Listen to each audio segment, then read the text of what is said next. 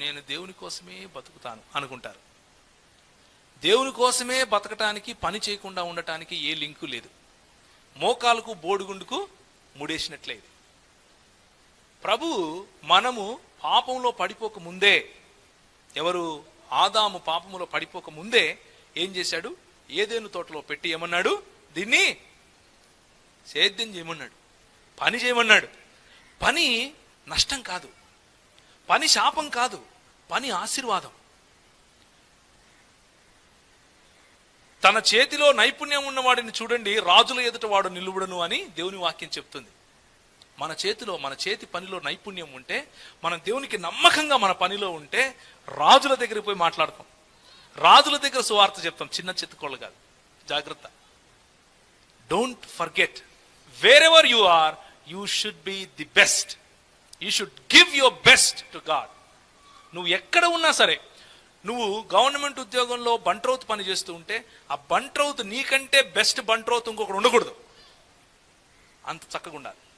నువ్వు ఇంట్లో హౌస్ వైఫ్గా ఉంటే, నీకంటే బెస్ట్ హౌస్ వైఫ్ ఇంకొకరు ఉండకూడదు, అంత క్వాలిటీ ఉండాలి మనిషిలో.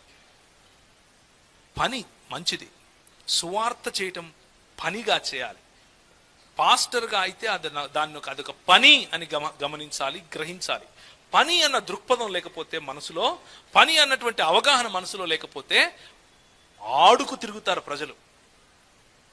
దానికి కావలసినటువంటి ప్రతిఫలం కూడా దక్కదు.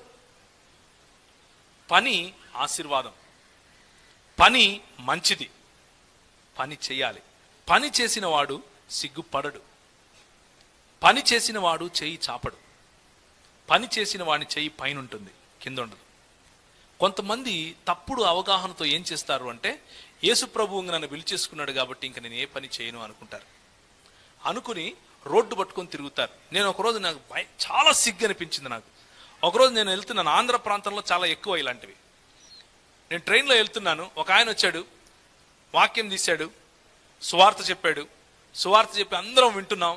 నాకు అనిపించింది, అబ్బా మన వాళ్ళు బాగానే చేస్తున్నారు ఆంధ్రప్రదేశ్లో సువార్త పరిచర్య. నేను అప్పుడు ఆంధ్రలో లేను, అప్పుడు నేను నార్త్ ఇండియాలో, అంటే ఉత్తర భారతదేశంలో వాక్య పరిచర్య చేస్తున్నాను.